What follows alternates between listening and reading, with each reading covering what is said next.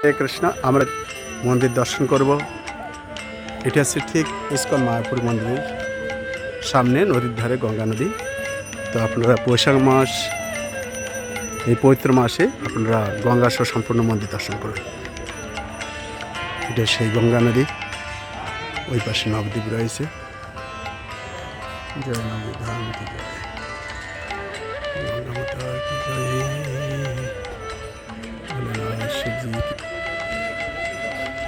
আমরা মন্দির প্রবেশ করব।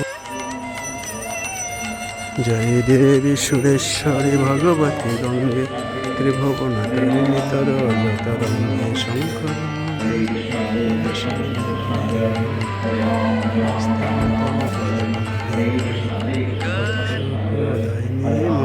তব জল মহিমা খ্যাত নাম জানে তো মহিমা নাম চাহি মহিমা। গঙ্গা মাতা কি জয়।